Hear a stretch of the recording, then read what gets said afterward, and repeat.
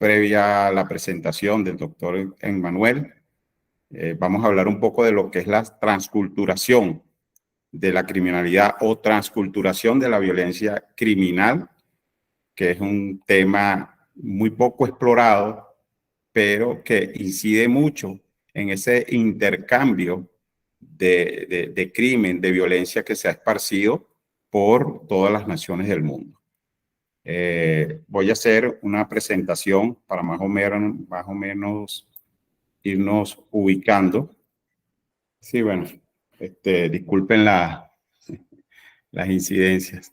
Hoy entonces vamos a hablar un poco de lo que es la transculturación de la violencia criminal y cómo este proceso, este fenómeno social se ha ido esparciendo por el mundo.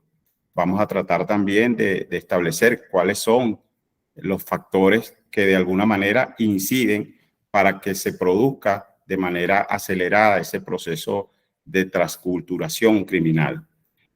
Antes de ello, es importante hablar un poco a muy general, a grosso modo, de lo que se entiende por cultura.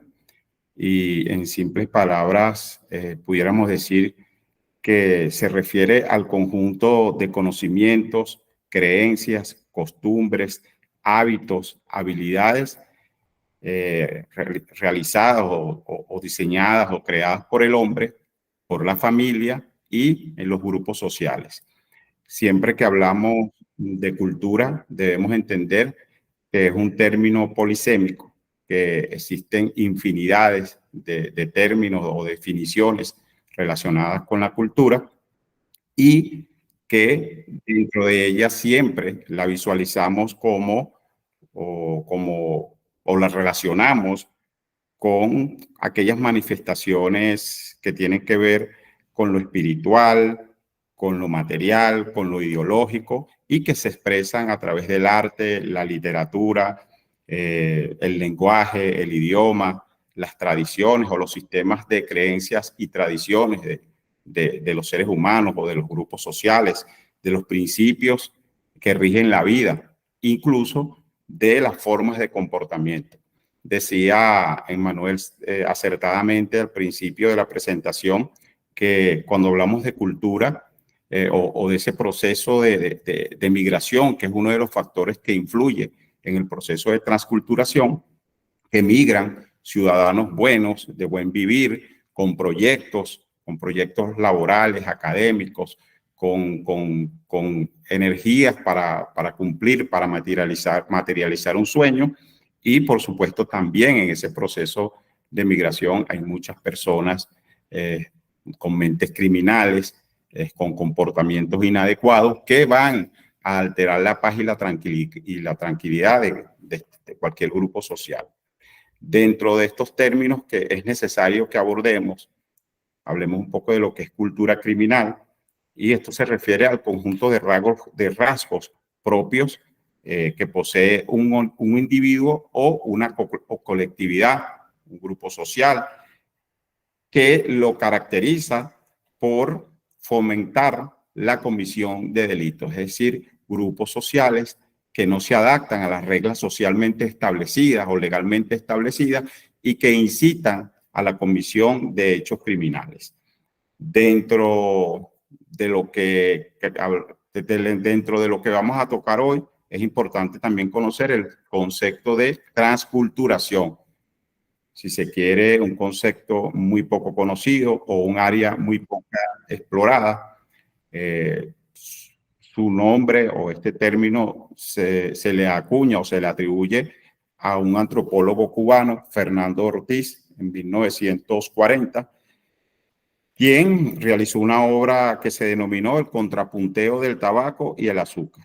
Y él allí concluye que la transculturación o el proceso de transculturación conlleva a la pérdida de la cultura propia. Es decir, cuando un grupo influye sobre otro, impone una forma de cultura, lo incita a cambiar, el grupo quizás con menos dominio tiende a ceder parte de su cultura. Cuando hablamos de sistemas de creencias y costumbres, por naturaleza, cuando están bien arraigadas en una población o en un grupo social, es muy difícil influir sobre ellas, es muy difícil influenciarlos para que cambien.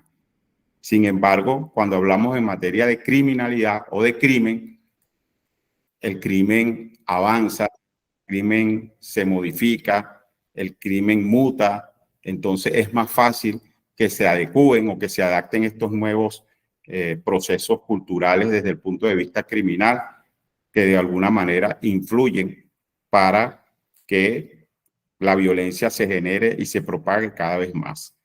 Es importante también hablar un poco de lo que es la antropología criminal, desde dos perspectivas, desde la perspectiva biológica y desde la perspectiva social, de donde se desprenden dos grandes campos, que es la antropología física y la antropología social. La antropología física refiere la evolución biológica y la adaptación de los criminales en el contexto y en el ámbito donde se desarrolla, y la antropología social o cultural se ocupa de la forma en que los criminales viven en la sociedad y se adecúan a la sociedad.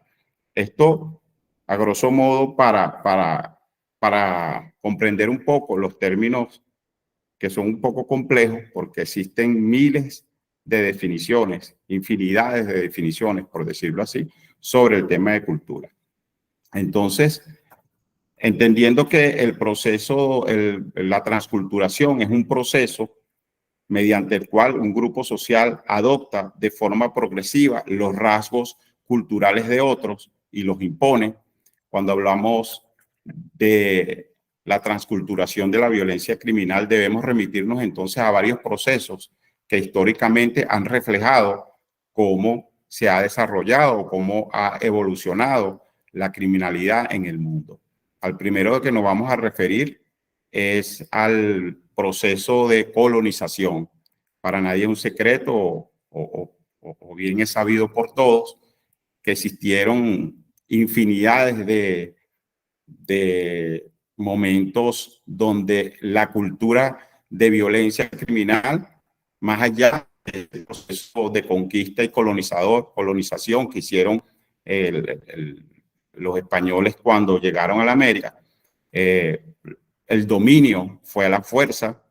Hay entre miles de casos, creo que uno de los más resaltantes es el de José Gabriel Condoncanqui Noguera, Tupamaru II o segundo, Tupamaru II, un indígena, un inca que se rebeló, quizás uno de los más grandes influyentes revolucionarios, que se negó a seguir las directrices de los colonizadores de la época. Ofreció una resistencia y aquí vemos reflejado cómo en un espacio público este valiente inca fue torturado en presencia de su familia. Tuvo que observar cómo los miembros de su familia fueron primeramente torturados y asesinados, algunos de los miembros que le acompañaban en su lucha contra los colonizadores, y finalmente siendo atado de sus extremidades, de sus piernas, de sus brazos, fue alado por caballos en direcciones contrarias, tratando de desprenderlo. Finalmente fue decapitado. Aquí ya vemos un evento ocurrido donde se manifiesta desde los tiempos de la conquista cómo se va transfiriendo o se va dando ese proceso de cultura de violencia y cómo se va, por supuesto, inculcando en todo lo que es el continente americano. Otro proceso importante en el tema de la transculturación es la migración, entendiendo la migración como todos aquellos fenómenos progresivos cuando grupos sociales por motivos políticos, económicos, de seguridad, deben abandonar sus territorios y trasladarse a otros. En este caso, hemos visto cómo históricamente hay procesos de migración por las guerras, por la situación económica. Venezuela actualmente vive un proceso de migración bien complejo, bien grande, que más adelante lo vamos a hablar un poco de ello, y que tiene que ver también con ese grupo de delincuentes que han migrado y que han ido ocupando otros territorios, llevando esa cultura criminal que aplicaban aquí y que aprendieron también de otras latitudes. Otro de los procesos importantes durante el proceso de transculturación, creo que es el más, en la actualidad, el más común, el más fácil, es el tema de la globalización. Las bondades de la tecnología nos permiten intercomunicarnos en cuestiones de segundos. Vemos a través de diferentes medios comunicativos todo el acontecer en el mundo. En el mundo del crimen, por supuesto, nos enteramos de todas las formas como los criminales van evolucionando y van aprendiendo y van transmitiendo esas formas de operar. Tomé como referencia 4 países que de alguna manera tienen grandes similitudes en la forma como esta violencia criminal se ha ido disgregando y cómo se ha hecho un intercambio entre estos países de Latinoamérica, ¿no? Tenemos el caso de Venezuela, sobre el cual particularmente conozco la caracterización de la criminalidad, el caso de Brasil, país fronterizo con nuestro país, Colombia, también país fronterizo, una extensa frontera que permite ese intercambio de criminalidad, y México también como un referente de América que de alguna manera permite que se mantengan esos niveles de transculturación criminal. Aquí observamos algunas imágenes sobre los orígenes de la violencia en Colombia. En Colombia pudiéramos hablar que existen varios momentos o varias etapas, pero solo vamos a mencionar las más resaltantes. Hablamos en los años 80, 90, la disputa por los carteles de drogas dirigidos por uno de los narcotraficantes más temidos del mundo, como fue Pablo Escobar. Todos creo que tenemos una referencia histórica de él. El tema del paramilitarismo, el tema de la FARC, las Autodefensas Unidas de Colombia y el nacimiento de las BACRIM. De las BACRIM, que son las bandas criminales que fueron detectadas luego que en Colombia se desplegara un proceso de paz. El tema de los carteles de las drogas, bueno, sabemos que ahí nacen lo que posteriormente se conoció como el narcoterrorismo, una guerra interna que trajo grandes incidencias delictivas en el país hermano. Luego surgen unos grupos que fueron, digamos, asesorados o financiados por empresarios, incluso por algunos políticos, para contrarrestar y atacar los embates del narcotráfico y de las guerrillas. Luego en Colombia se presenta o se produce una ley, la Ley de Justicia y Paz, y se produce un proceso, un fenómeno que se llamó la desmovilización, donde algunos de estos grupos irregulares comenzaron a adherirse a la paz y a entregar sus armas. Este proceso trajo como consecuencia que nacieran las BACRIM, las bandas criminales que se desplegaron por diferentes municipios del país colombiano. Cuando el Estado colombiano comienza a atacar de manera directa a estos grupos que responsables del aumento de la incidencia criminal en Colombia, muchos de ellos comenzaron a migrar por la frontera del estado Táchira, del estado Zulia y del estado Apure hacia Venezuela. Y allí comienza ese proceso de transculturización o transculturación de la violencia. Criminales de nuestro país en combinación con criminales de Colombia, comenzaron a innovar o a establecer nuevas modalidades delictivas en los espacios fronterizos. Eso lo vamos a hablar un poco más adelante cuando nos toque referirnos a la caracterización de Venezuela. ¿Cuáles son las características de la violencia criminal en Colombia? Bueno, sabemos el narcotráfico, el terrorismo, que nace como una medida de coerción por parte de los narcotraficantes y de los guerrilleros para controlar a la sociedad y al propio Estado. Allí se empieza a ver una modalidad que es el punto al que vamos a llegar más adelante, que es el tema de los homicidios, ¿no? El tema de los homicidios, pero con la aplicación de la violencia extrema. Personas torturadas, decapitadas, descuartizadas, incineradas, algunas de ellas disueltas en ácido, y comienza a generarse una nueva forma de homicidios que se empieza a copiar en nuestras fronteras y a expandir por todo el territorio nacional.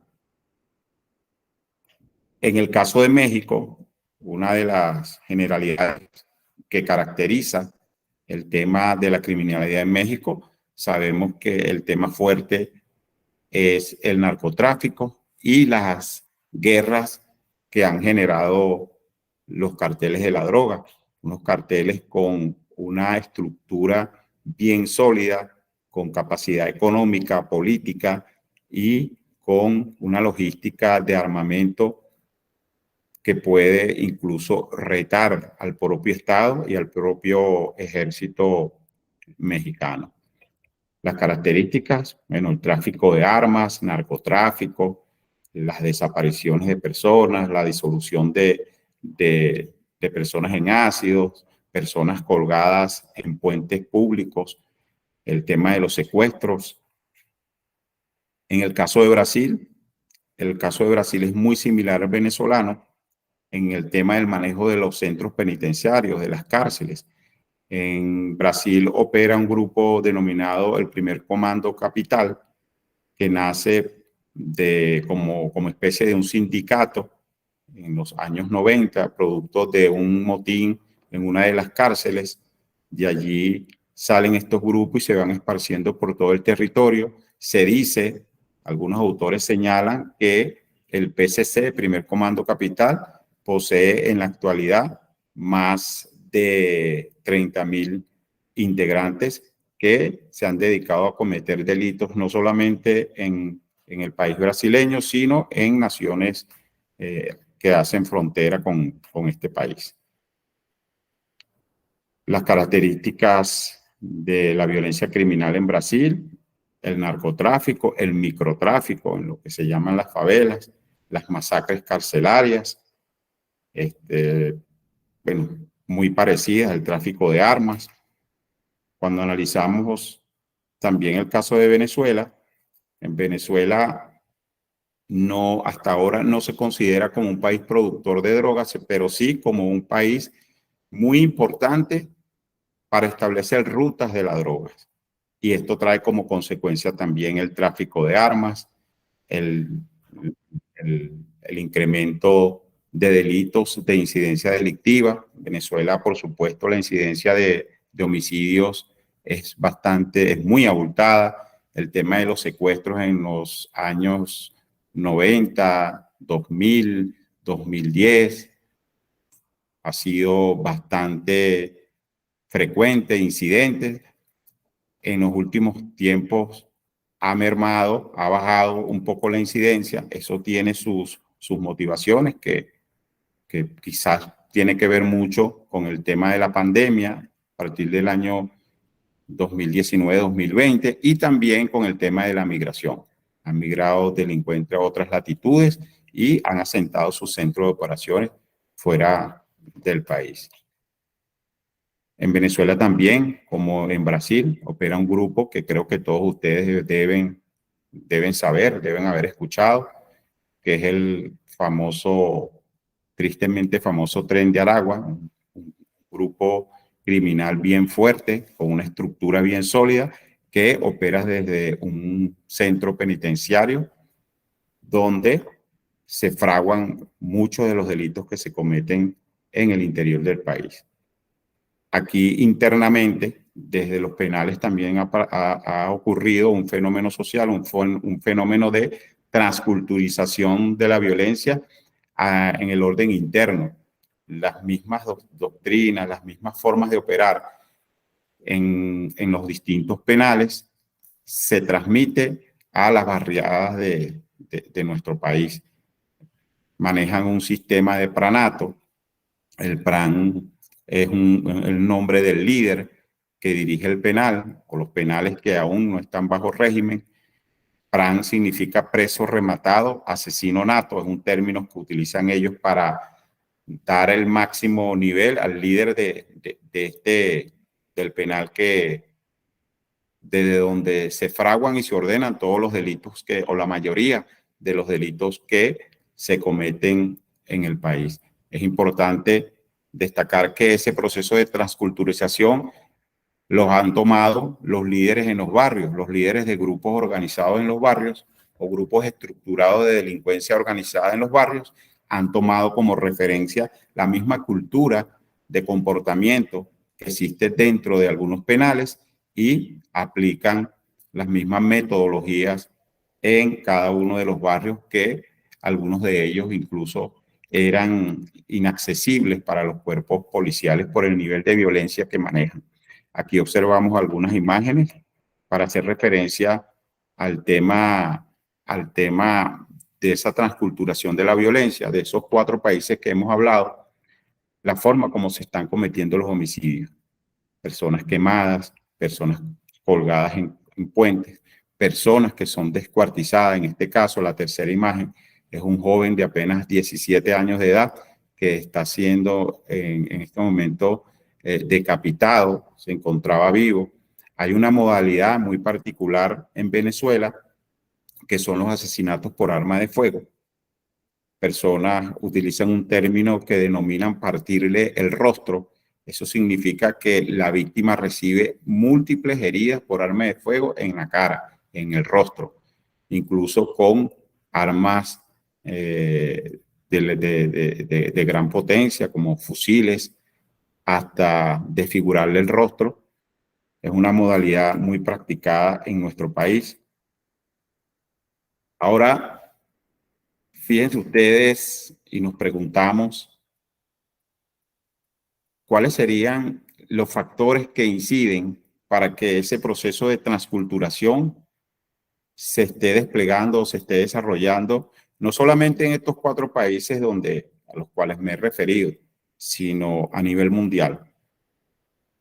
Entonces, pudiéramos hablar de las narcoseries, las películas de acción que reflejan este tipo de comportamientos que han incidido de alguna manera para que los países del mundo puedan copiar modelos. Algunas veces yo le decía a mis alumnos que si habían visto la serie de Pablo Escobar, El Patrón del Mar. Pablo Escobar, como todos sabemos, uno de los más grandes criminales del mundo. Yo en particular vi esta serie y parece mentira, pero uno tiene capacidad para discernir entre el bien y el mal. Y uno, aplicando el sentido común, sabe que este tipo de sujetos deben ser neutralizados, desarticulados, apresados, porque representan el mal. Pero cuando uno se interna en la serie, hablo del caso particular, uno comienza como a identificarse, no por sus acciones, sino quizás para que no se termine la serie, a pensar que no lo agarren todavía, que no lo detengan todavía, sabiendo que es el malo. Aquí vemos cómo podemos marcar las diferencias entre lo que piensa un criminal y lo que piensa una persona con sentido común. Así como nosotros sabemos que el destino final de estos sujetos debe ser la cárcel, o lo que comúnmente ocurre cuando son extremadamente violentos, que es la muerte, el delincuente piensa lo contrario. El delincuente piensa imitarlo, quiere ser como él. Y entonces cuando nosotros vemos estas series televisivas a través de diversos canales de suscripción, un ejemplo Netflix, vemos cómo se refleja esa cultura violenta y cómo los delincuentes, en el caso venezolano, que están en las barriadas, quieren imitar a estos sujetos, quieren ser como ellos. Hemos tenido la experiencia de abordajes en los barrios donde los jóvenes no desean estudiar, donde algunos jóvenes no desean ingresar a alguna fuerza policial porque prefieren tener la fama, así sea por un espacio corto de tiempo, tener la fama que tienen estos sujetos, estos delincuentes, estos criminales que hacen y causan tanto daño a la población. Otro de los factores que pueden incidir en este proceso de transculturación son los videojuegos. Hay estudios que dicen que no. Sin embargo, cuando nosotros dejamos de supervisar a nuestros hijos sobre los juegos que ellos practican diariamente, hay muchos juegos violentos, juegos donde incluso dan instrucciones de cómo robar autos, cómo disparar a una persona, cómo hay en un menú pueden ingresar y pueden hacerse de cualquier tipo de armamento. Entonces esto evidentemente sí genera violencia. Otro elemento o factor influyente en ese proceso de transculturación de la violencia criminal es la música. Los géneros de hoy día, los géneros que se escuchan, es un claro ejemplo, sobre todo las canciones de reggaetón, cómo desprestigian a la mujer, cómo incitan la violencia, cómo incitan al consumo de drogas. Entonces también puede considerarse un medio influyente para ese proceso de transculturación que, como dije anteriormente, a través del proceso de globalización, a través de las tecnologías de la información y la comunicación, se transmite en cuestiones de segundos. Para llegar al punto quizás neurálgico, es donde se ve reflejado en la actualidad con mayor incidencia este proceso de transculturación de la violencia criminal. He tomado como referencia el delito de homicidio. En esta oportunidad, no como siempre se hace o como típicamente se hace, verlo desde el punto de vista estadístico, cualitativo, cuantitativo. Es decir, la incidencia de homicidio en un territorio determinado y la media se saca por cada tasa de homicidio por cada 100.000 habitantes. En esta oportunidad me refiero a la forma como se están ejecutando los homicidios, al modus operandi que se está aplicando en la ejecución de estos delitos que atentan contra el principio fundamental más elemental de todos los seres humanos, como es la vida, y cómo circunstancialmente en estos 4 países que anteriormente mencioné, de manera similar, muy parecidos, ocurren estos hechos. Y no solamente que ocurren, sino que son expuestos a través de las redes sociales, a través de espacios públicos, para enviar un mensaje al mundo, al Estado, a los órganos de seguridad, a las fuerzas del orden, como una demostración de poder. Hablamos de los homicidios que son ejecutados con extrema violencia, que generan alto impacto social, que son casos complejos, difíciles de abordar por la misma naturaleza, como ocurren, y que se cometen sobre víctimas que pueden ser sometidas a procedimientos de torturas, pueden terminar siendo decapitados, descuartizados, desollados, incinerados, estrangulados o ahorcados y expuestos en puentes, como hemos visto. En México, los carteles de la droga en un momento determinado aparecieron en espacios públicos, en puentes, personas colgadas.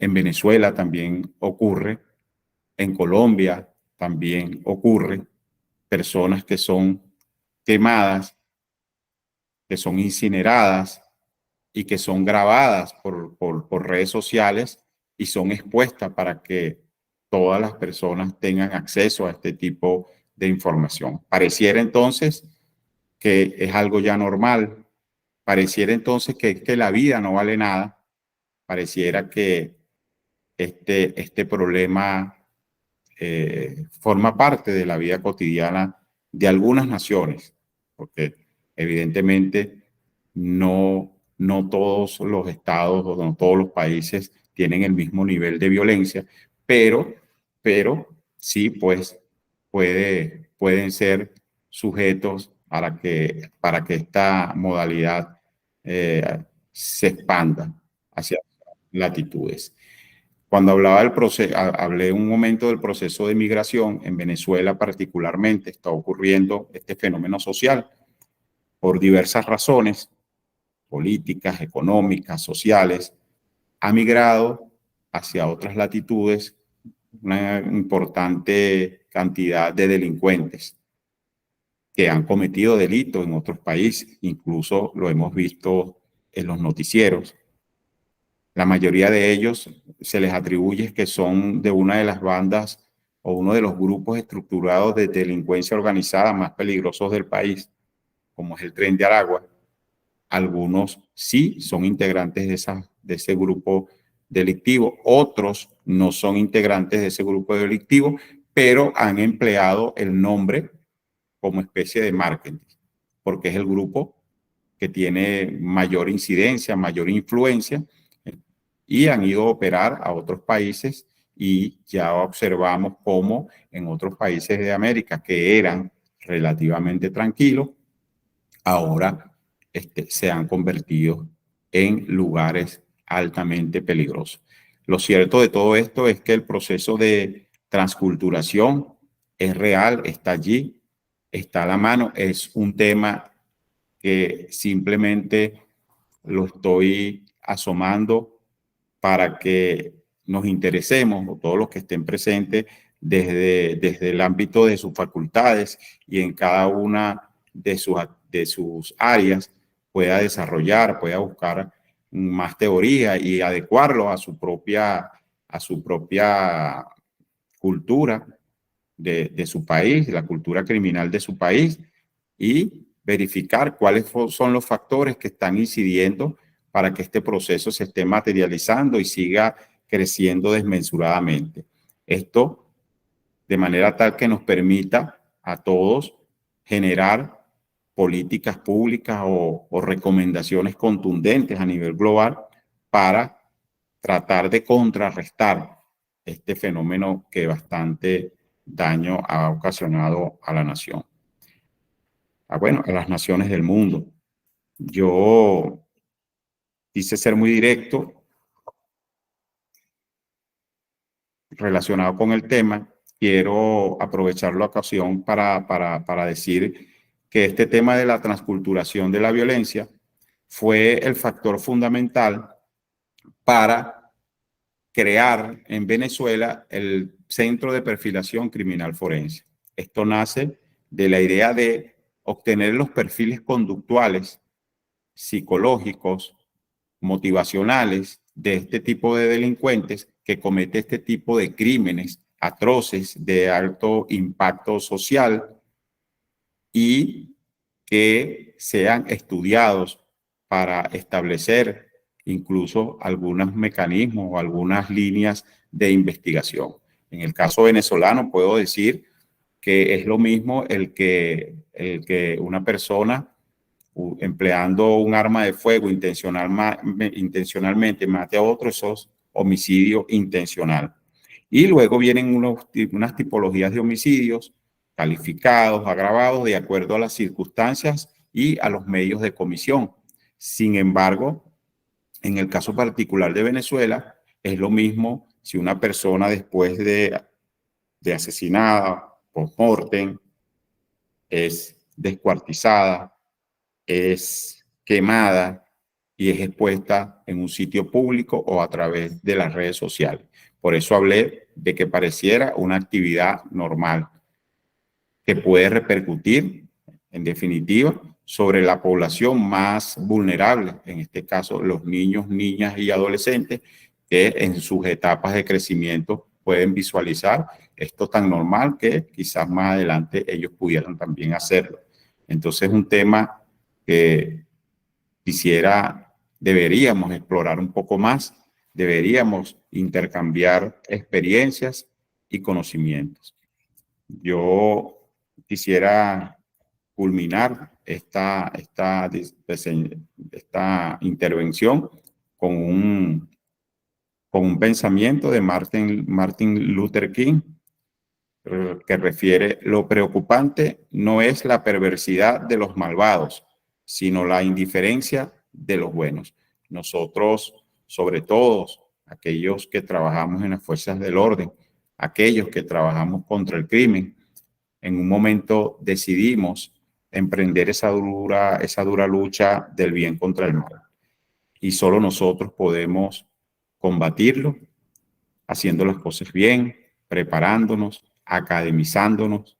Este es un tema que debe ser más explorado, por eso hablamos de la parte académica, determinar cuáles son esto es una aproximación, pero cuáles son esos verdaderos factores que pueden influir para que este proceso de transculturación se esté desplegando, se esté expandiendo por diversos territorios, sobre todo en la América, en nuestros países hermanos, donde hemos sido víctimas de este tipo de incidencias negativas que han acabado con la vida de muchos hermanos, amigos, familias. Entonces, bueno, yo voy a salir de la presentación para para disertar un poco, para cualquier pregunta que deseen hacer, estaré aquí pues dispuesto a intercambiarla.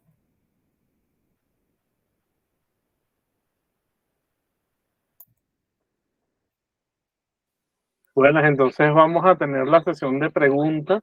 En este momento, Jonathan Freddy Canchan Torres tenía la mano levantada. Jonathan.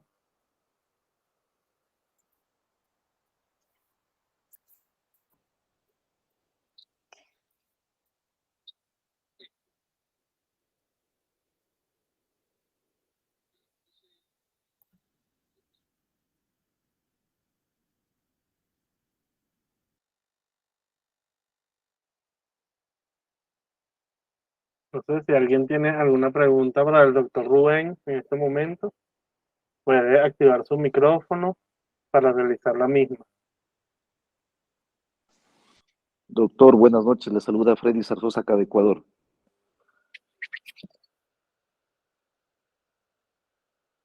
Saludos, Freddy. Te escucho. Doctor, buenas tardes. Fue explícita el tema de su exposición en el sentido de que el tema de la transculturalización de la violencia, o mejor dicho, de la criminalidad, trasciende las fronteras y sobre todo eso genera el tema del incremento de la violencia en cada uno de los países. La pregunta a la que le voy a hacer referir, doctor, acá nosotros en Ecuador efectivamente hemos tenido durante los últimos años el tema del incremento de la violencia criminal. Y sobre todo esa violencia criminal está asociada a la dinámica delictual que usted manifiesta, o sea, el tema del incremento de la violencia, la utilización de armas cortas a largas, una cantidad de indicios balísticos que nunca se ha visto, especialmente de calibre largo, 223, 556 o 723 en las escenas del delito.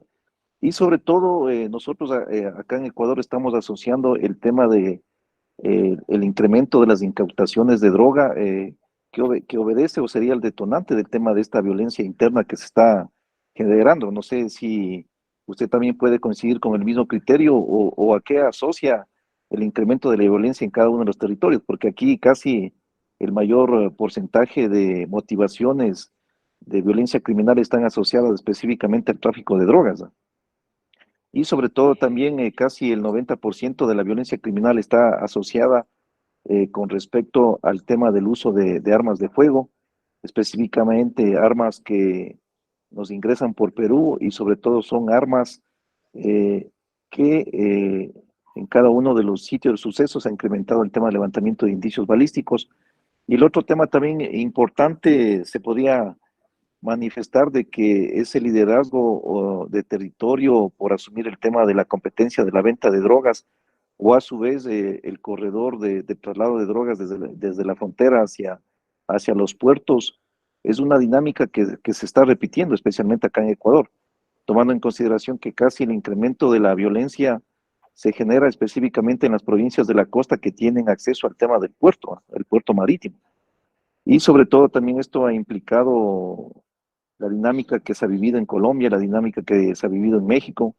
Así también en el anterior año nosotros no hemos tenido eventos que están asociados al tema de explosivos, pero ahora es algo normal que los secuestros y las extorsiones obedezcan a este tema de violencia.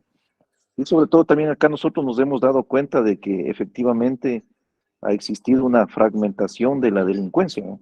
Porque antes hablemos de un secuestro, específicamente el secuestro estaba orientado a un perfilamiento de la víctima, sobre todo también los días de cautiverio eran más de un mes, 2 meses, y sobre todo también las cantidades de exigencia económica eran elevadas. En cambio hoy el tema del secuestro de una persona dura 24, 48 horas y los montos son pequeños, hablamos de 5 o 10 mil dólares, ¿verdad?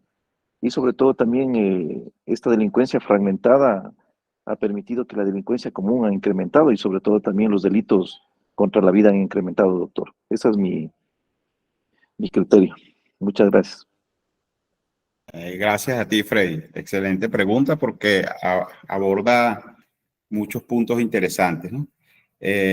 Con relación al primer punto, el tema del tráfico de drogas, creo que es transversal, es el punto neurálgico de todo, porque a través del tráfico de droga, bien sea del microtráfico, porque eso va progresivamente aumentando niveles, es lo que permite a estos grupos delincuenciales obtener la logística.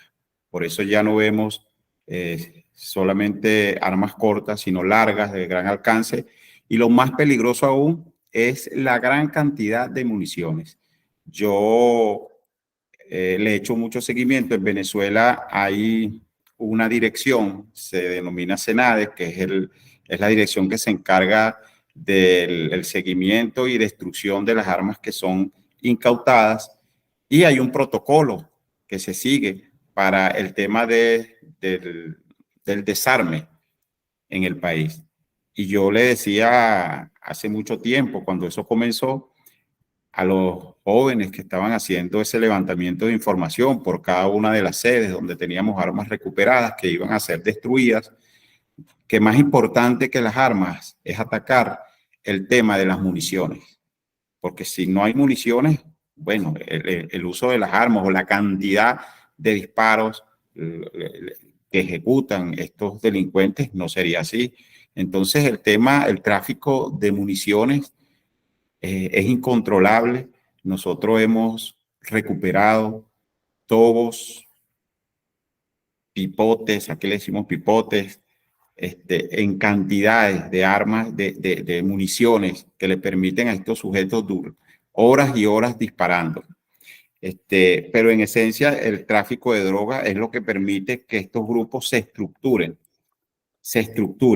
Ahora, por eso hablaba yo de las narcoseries. ¿Qué visualizamos nosotros en la narcoserie? Un líder de un cartel,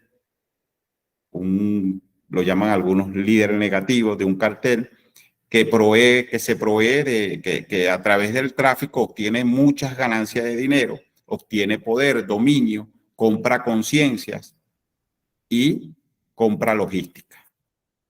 Fíjense que uno de los elementos que logró neutralizar a Pablo Escobar Gaviria fue que cuando empezó a perder dinero, cuando comenzó a tener problemas económicos, fue siendo abandonado por sus compañeros.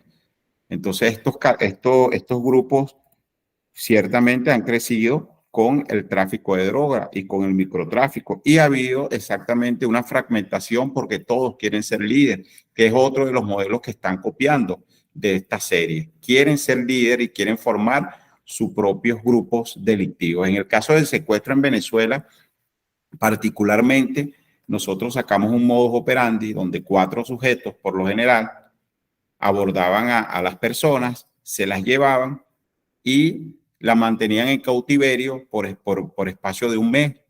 Esa incidencia bajó mucho porque eso requiere de una logística, porque eso requiere de un sitio específico donde tener, y se cambió por la modalidad de secuestro breve, el secuestro express al cual tú te refieres. En efecto, en Venezuela, muchos grupos se comenzaron a fragmentar. Cuando aprendieron cómo se hacía, uno de los integrantes captaba a 3 delincuentes más y ahora él pasaba a ser líder de un grupo. Y así, de esta manera, se hacía imposible el desmantelamiento de estos grupos porque ciertamente, como tú lo señalas, se fragmentaron. Otro de los puntos que dijiste es el tema fronterizo, evidentemente. Ese intercambio ya no solamente a nivel global o tecnológico, sino ese paso, ese intercambio cultural que tenemos entre delincuentes de un país y el otro, ha permitido pues de que toda esta situación, tal cual como tú lo señalas, que está pasando en Ecuador, bueno, pasa en Venezuela. El objetivo es de esto también intercambiar información, modus operandi, mantener un contacto, que yo creo que este es un espacio para concertar ese tipo de informaciones e intercambiarlas.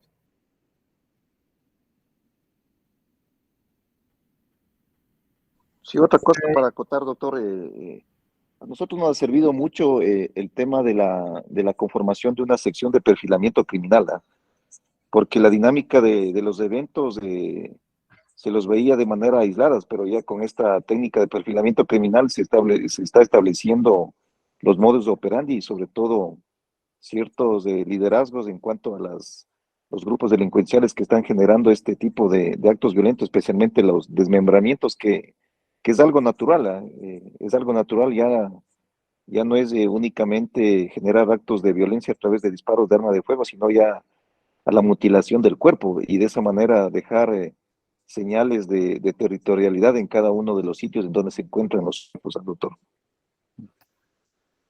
Sí, sí, ciertamente. En efecto, creo que en estos países estamos viviendo situaciones muy similares y por eso insisto que el tema de ese proceso de transculturación tiene que ver mucho en esas analogías delictivas que estamos viendo tanto en Ecuador como en Venezuela, Colombia, México y todos estos países donde ocurre lo mismo, quizás en contextos diferentes, quizás el mensaje que envían cada uno de estos delincuentes es distinto o el receptor es distinto, pero el fin es el mismo: generar terror, marcar territorialidad, como tú lo dijiste.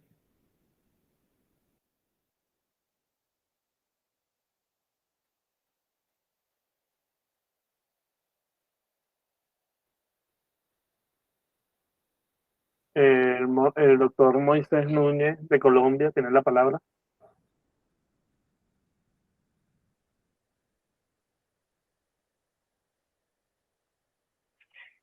Buenas tardes. Buenas tardes, Moisés, ¿cómo estás? Buenas tardes. Muy bien, gracias. Hablan con Moisés Núñez de aquí de Colombia, Medellín.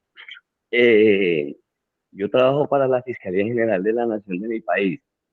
Y sí, Colombia ha sido gran afectado por la violencia colombiana propia, por la guerrilla, el paramilitarismo, las BACRIM, como lo dijo el doctor Rubén, muy buena exposición y muy buen análisis. Interesante que nombra 4 países en su análisis. Y yo me ponía a pensar que México, a pesar de que no es fronterizo con nuestros países como es Brasil, Colombia y Venezuela, pero tiene una violencia similar a la de nuestro país, por el narcotráfico de pronto. también el narcotráfico, como genera tantas ganancias, que compra conciencias, y esa compra de conciencias también es debido a la pobreza, ¿no? No solamente la política, porque aquí en Medellín pasó una situación muy crítica que como funcionario del Estado me preocupaba o nos preocupaba, que Pablo Escobar en su momento, hace 30 años, compró la conciencia de mucha gente de la clase baja, digamos, de los socialmente que tenían muy poco dinero, que hasta les regalaba dinero, les regalaba vivienda, cosas súper importantes para la subsistencia. Y estas personas, a pesar que se conocía de todo el flagelo social, criminalístico que generaba Pablo Escobar, lo adoraban como a un dios. Era tanto que cuando se llegaba a hacer diligencias a ciertos sectores de esta ciudad, miraban a la autoridad, a la policía, a la fiscalía o al CTI con una forma despectiva y que no le colaboraban para la investigación. Y uno tenía que llegar a hacer las diligencias de inspección técnica cada vez lo más pronto posible, tenía que ir resguardado de la fuerza militar. Y como lo dice el doctor Rubén, muchas veces también se notaba que estaban muy bien estos grupos, al margen de la ley, estaban mejor armados que los propios instituciones del Estado. Sí, muy acertada, Moisés. Los grupos que manejan el poder de la droga tienen muchas ganancias, tienen cómo comprar conciencias, pero también de manera coercitiva obligan a personas que pueden ser honestas y las obligan bajo amenazas de sus familiares, como muchos lo vimos, amenazan a sus familiares, a sus hijos, y obligan a que estas personas cedan a las peticiones de estos criminales que han crecido de manera desmensurada y que una vez que tienen tanto dinero y tanto poder, la gente los pobladores que se benefician de sus crímenes de alguna manera siempre lo van a proteger. Ellos lo ven como una especie de Robin Hood. Y Pablo Escobar tenía una particularidad, ayudaba a todo aquel que se le acercaba, pero los anotaba. Él tenía una agenda, una pequeña libreta donde anotaba los nombres de cada quien, pero esa anotación, esa nota que tomaba allí, posteriormente tenía una consecuencia o un efecto, porque estas personas debían pues cumplir cualquier favor que él necesitara.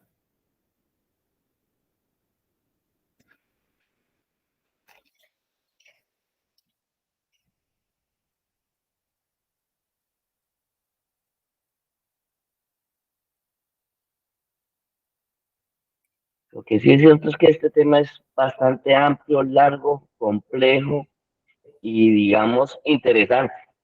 Y sinceramente lo deja uno pensando, como usted lo decía, doctor Rubén, como miembro de una institución del Estado, de hacer lo mejor posible y tratar de estar unido entre los pueblos y países como para tener en cuenta cómo se está atacando la criminalidad. Importante es, otro tema es el tráfico de armas. Yo como balístico veo que también en los últimos años han habido muchas tráfico de armas a nivel inter eh, gubernamental, no gubernamental, digamos lo más bien inter de los propios países. Aquí llega armas de Venezuela, allá le llegará armas que salen de aquí por medio de la guerrilla del famoso AK-47, llegan fusiles de Brasil, y otra cosa que también me dejó también lo que usted dijo es verdad. Aquí llega demasiada munición de todas partes del mundo. Y sinceramente, el tráfico de munición está siendo bastante, bastante, es una situación muy trágica para un país que ni siquiera es, nosotros como colombianos, los colombianos no somos grandes fabricantes de armas de fuego, pero nos llega demasiadas armas de todo el mundo, de Rusia, de Corea del Sur, de Corea del Norte, de Rumania, de Estados Unidos, todas las armas que uno quiera que llegue. Entonces también, a pesar de que el decreto o la ley colombiana es bastante cerrada para el porte de armas de fuego, sin embargo, no ha sido suficiente para tratar de limitar el porte de las mismas y mucho menos la fabricación, porque también se da mucho la fabricación artesanal o hechiza de estos elementos, lo cual hace que facilite la actividad criminal de cosas de homicidios y otra cosa que se está presentando en los últimos años es la parte cibernética, porque también se está habiendo mucho extorsión por medio de celulares y desde las cárceles, como lo decía, con el tren de Aragua, aquí mismo en las cárceles internas de nuestro país se están dando mucho lo que es la extorsión y chantaje desde la casa. Impresionante cómo se está dando la situación aquí en el país. Sí se ha mejorado mucho en algunas épocas del año, pero sí es impresionante cómo avanza la criminalidad. Sí, ciertamente cuando hablamos, a medida que vamos hablando, nos damos cuenta de cómo hay tantas coincidencias en el actual criminal, ¿no? Fíjate que las extorsiones desde las cárceles, acá es frecuente, en cada instante. Hay grupos que llaman desde los penales, amenazando a las personas, amenazando a los comerciantes. Y fíjate que la misma modalidad se aplica ya, porque es que ha habido también un proceso de transculturación interna, desde las cárceles a los barrios. Y es el mismo patrón de comportamiento, ese liderazgo mal llamado PRAN, los pranes, el pranato. Por lo menos en Venezuela, a los líderes de las cárceles, ellos se autodenominaron PRAN. Y es lo que ahora se conoce aquí como el pranato. Ok, ¿quién más quisiera tener una participación en este proceso?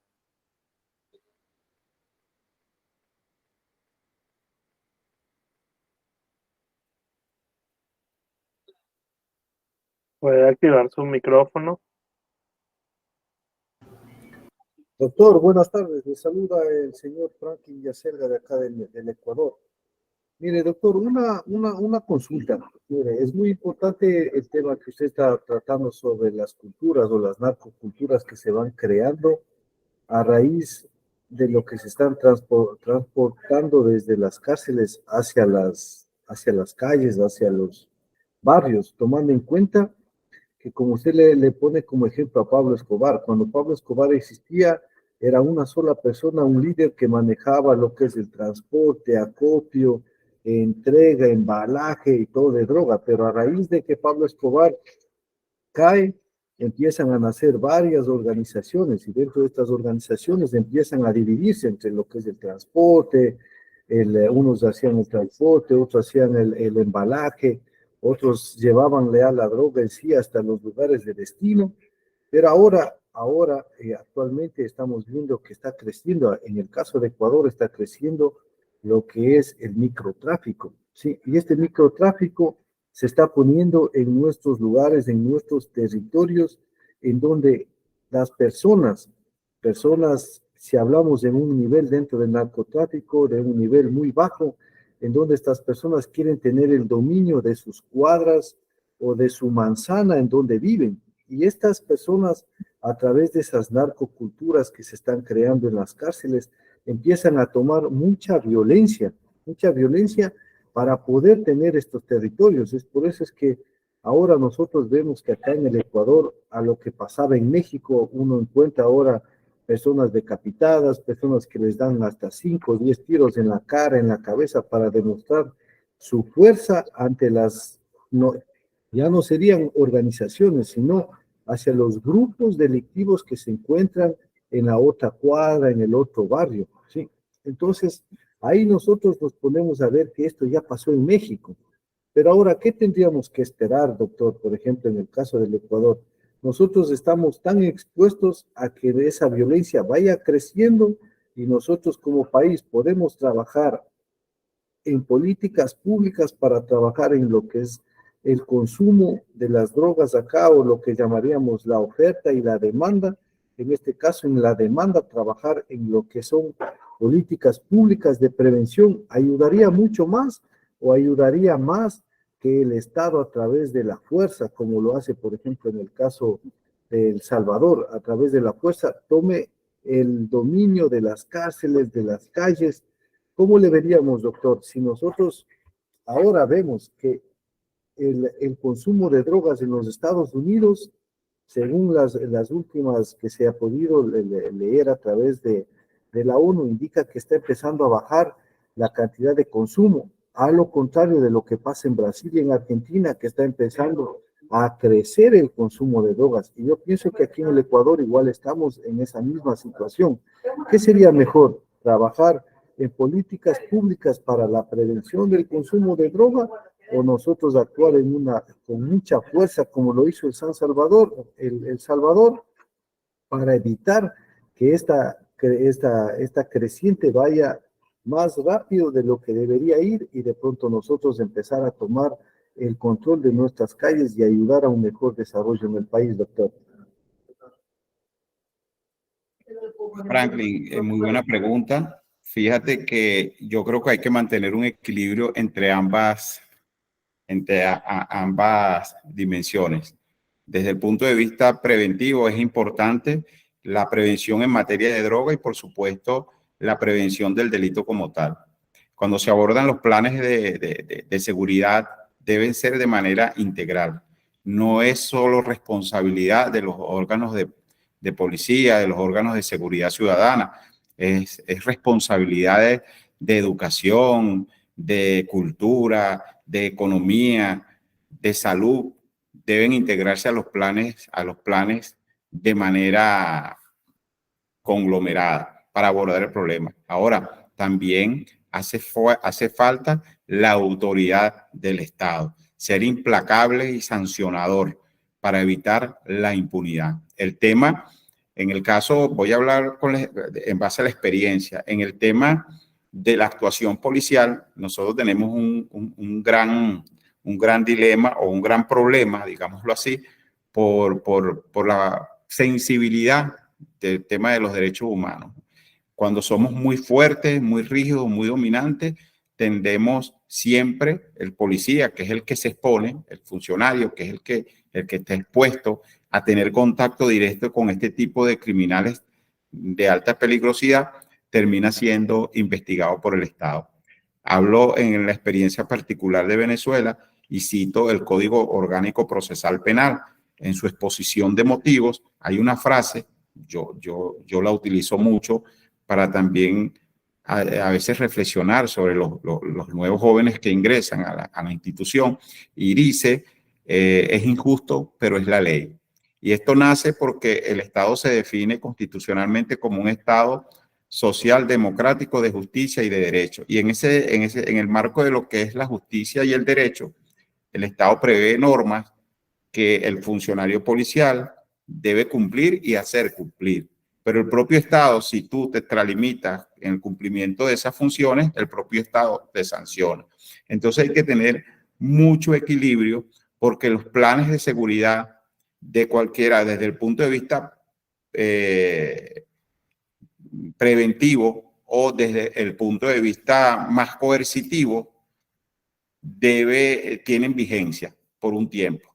Llega un momento que estos planes dejan de ser efectivos porque el delincuente aprende, el criminal muta, el criminal se transforma, el criminal toma el tiempo, y lo más importante, que he coincidido con lo que dijo Freddy, con lo que tú dices y lo que dijo el compañero Moisés de Colombia, los delincuentes se han fragmentado y han nacido sus grupos, que son esos grupos comunes, pero que también empiezan a crecer a través del microtráfico y terminan convertidos en traficantes, y por eso es que pareciera una utopía poder controlarlos a todos. Pero en síntesis te digo, creo que hay que mantener un equilibrio, hay que ser radical, pero también no se pueden dejar de generar políticas públicas de prevención, porque finalmente cuando hacemos un balance entre los buenos y los buenos somos más. El tema es que cuando los malos actúan, se hacen notar más. Y parte de eso pasa en nuestros barrios.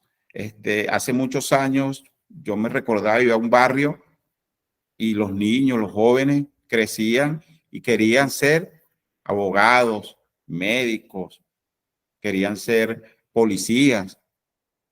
Llegó un momento en que los barrios, algunos, no todos, algunos barrios fueron tomados y la policía no tenía acceso. Y los jóvenes que crecían ahí, crecían con la convicción de que querían ser el sustituto del líder que estaba dirigiendo ese barrio en ese momento.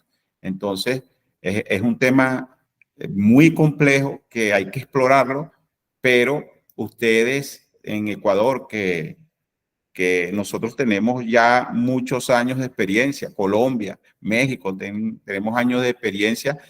He notado, porque sí he visto las informaciones, que en Ecuador se ha desatado un incremento exponencial de los homicidios múltiples incluso. Y entonces hay que tomar medidas radicales, pero no hay que dejar de hacer la labor preventiva.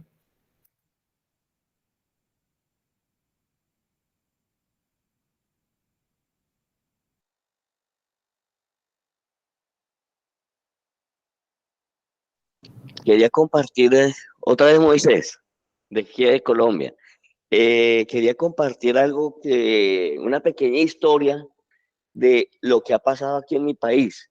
Nosotros Colombia se ha distinguido negativamente ante el mundo y sobre todo a nivel suramericano por tener guerrillas importantes, como fue el M-19, la FARC, el ELN.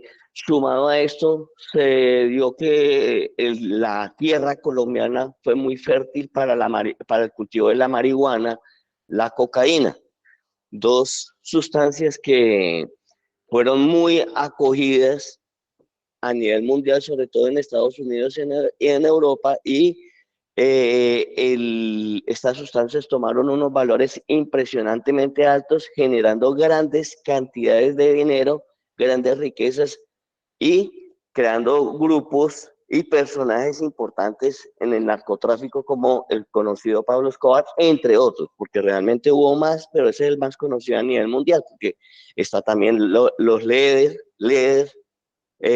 los Ochoa, de pronto no sé si ustedes los habrán oído nombrar, pero Pablo Escobar rompió todo límite porque, digamos, para mi concepto, hubo dos problemas con él. Él se metió con la política y atacó directamente al Estado colombiano, ¿ya? Entonces, al hacer eso, se dio a conocer demasiado, y hay que admirar una cosa de él, que fue muy organizado, y de las personas más malas que hubo aquí en Colombia, fue muy inteligente para la mandada. Los grupos aquí en Colombia, entre esos el M-19, que fue un grupo guerrillero muy conocido aquí internamente, logró aceptar la paz, acogerse a la paz y, para mi concepto, como ciudadano, no como servidor del Estado, como, como ciudadano, ha sido el único grupo guerrillero que tenía una ideología pura a nivel de ayuda, mal o bien, pero tenía una ideología un poco más pura y logró controlar todo, por lo menos el 80-90% de todos sus miembros, y lograr hacer una paz y involucrarse a la política directamente. Es tan así que el actual presidente de Colombia, más de ustedes lo conocen, no han oído nombrar, logró llegar a ser presidente, independientemente lo que yo piense que sea bueno o sea malo, pero fue el único que logró como controlar, pero a pesar de que han habido más grupos guerrilleros o el otro grupo guerrillero y paramilitar, no se logró ajustar el proceso de paz. Por lo menos los paramilitares aquí en Colombia, que no surgieron o surgió aquí en Colombia desde hace más o menos 40, 50 años, con el gobierno de Uribe, de Álvaro Uribe, hubo un proceso de paz con ellos, pero no se logró consolidar a un nivel tan alto como el M-19, sino lo que se hizo fue que un 20-30% lo lograron desmembrar mediante enviar a algunos a Estados Unidos mediante el envío de algunos líderes, algunos se acogieron, pero no se logró consolidar la paz con este grupo paramilitar, ya que se formaron demasiados grupos más pequeños en su momento, como las conocidas BACRIM, que el doctor Rubén las hablaba, y tiene toda la razón. Esas BACRIM fueron herencia directa del paramilitarismo. Estos grupos fueron cogiendo gran empuje, gran fuerza, hasta que en este momento ya están presentes en más o menos un 40% del territorio colombiano, haciendo de las suyas con este. Al igual con la FARC. La FARC, el gobierno Santos quiso hacer un proceso de paz, bien o mal, logró firmar un proceso de paz, pero ese proceso de paz no fue como el M-19, porque la FARC, primero que todo, un 40-50% fueron a la mesa de negociación, otros 50% no quisieron desde el principio. Es decir, que inicialmente se empezó con el 50% de la FARC. Y cuando termina el proceso, hubo unas disidencias directamente que todavía están haciendo daño. Es decir, que las FARC como tal, aquí en Colombia no han desaparecido, porque ahí quedaron, el gran grupo de las FARC se quedó dividido en tres: los que se acogieron completamente, los disidentes, y los que en ningún momento quisieron hacer la paz con el Estado colombiano. Por otro lado, aparecen otros grupos que se han vuelto bastante fuertes.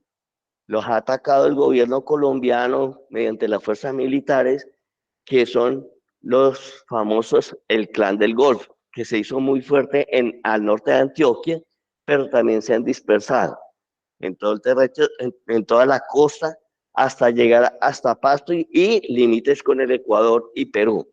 Entonces, sin embargo, yo estoy de acuerdo con el doctor Rubén, hay que ser mesurado, pero el Estado tiene que mostrar un poquito más de fortaleza, porque sinceramente estos procesos de paz aquí en Colombia, el único proceso de paz que funcionó, que mostró honestidad, fue el M-19, porque la FARC no hubo honestidad de la FARC, no hubo honestidad de los paramilitares, no hubo convicción de paz. Y hay una situación crítica que ahorita lo hablaba, que como todos estos grupos guerrilleros, desde el M-19, aunque no tanto, las FARC, el paramilitarismo, las BACRIM, el Clan del Golfo, han estado permeados por el narcotráfico. Y esto genera mucha plata. Demasiada plata genera. Entonces, por eso se hace muy difícil controlar esto. Más, digamos, el problema que tuvo Venezuela en su momento nos afectó con el ingreso de muchas personas, que no pudimos controlar el tren de Aragua, porque ya también, como nosotros afectamos negativamente a Venezuela, Ecuador, Perú, en este momento nos hemos visto afectados por el tren de Aragua, porque realmente se han organizado aquí en Colombia y han tenido nexos con la violencia colombiana neta de Colombia. Realmente esa es la pequeña historia que les puedo decir de la violencia colombiana. Excelente. Gracias, Moisés. Excelente. Bueno, no sé si otra persona quiera participar en este momento. preguntarle algo o añadir algo a lo que ha manifestado el doctor Rubén Lugo.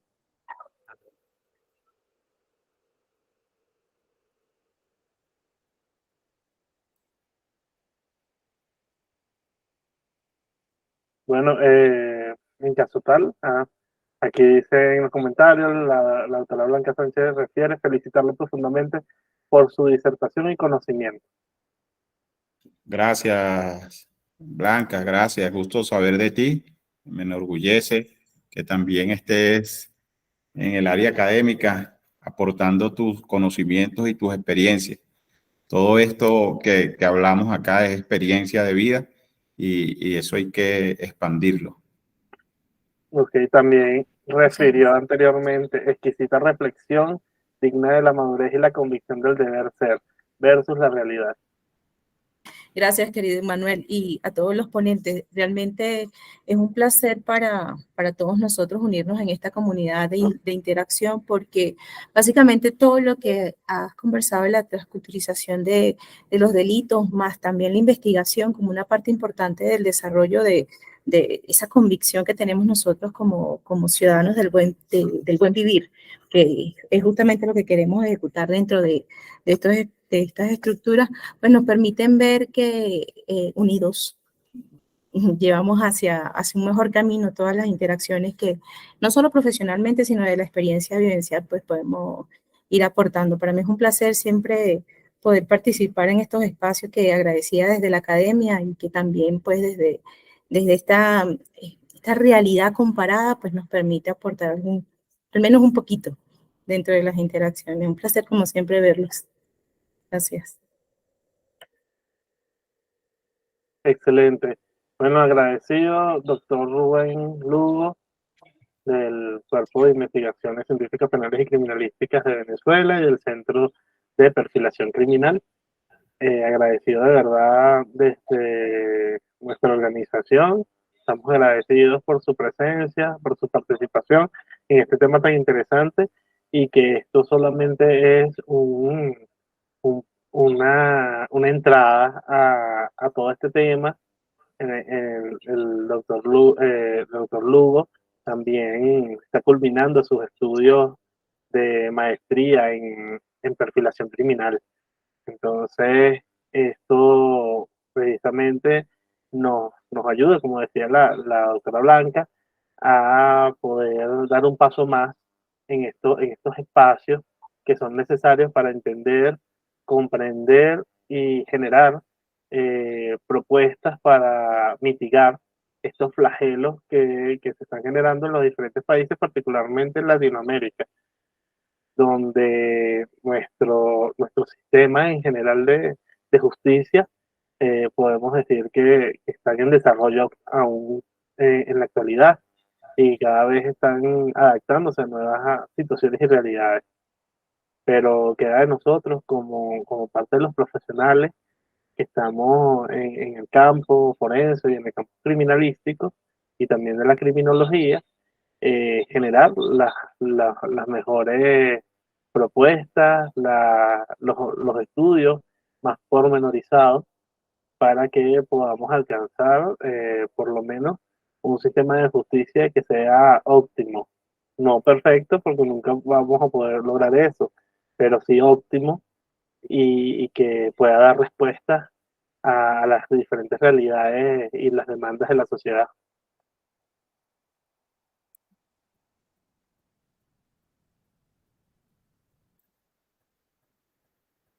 Entonces, bueno, como no hay más ninguna pregunta, creo que nuestra sesión llega a este momento. Prontamente, bueno, vamos a tener para el mes que viene el primer Congreso Iberoamericano de Transculturación Criminal. Entonces allí vamos a tener otra vez el apoyo del doctor Rubén Lugo, vamos a tener participación de diferentes conferencistas en la materia de diferentes países de Iberoamérica, España, Portugal, Brasil, en el caso de doctor Rubén Lugo de Venezuela, de Colombia, de Argentina. Bolivia, y esto nos va a llevar precisamente a poder generar estos espacios de debate que son importantes y que contribuyen precisamente a nuestra participación activa desde nuestros lugares de acción. Gracias, Emmanuel. Aquí, bueno, sí, de acuerdo contigo y cuenta con mi persona. En el próximo, quizás estaremos abordando casos reales ocurridos para hacer una comparación de los casos, estas prácticas análogas delictivas en estos países que hemos mencionado, cómo ocurre en una región y en otra de manera muy similar. Eso quiere decir que si hay una copia de modelos y si hay un intercambio de cultura criminal entre estos países.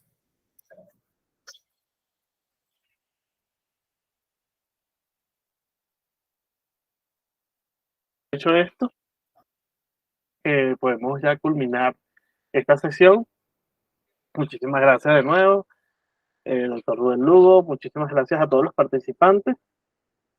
Les voy a pasar el enlace de la grabación para que la puedan tener y también puedan revisarla cuantas veces lo requieran.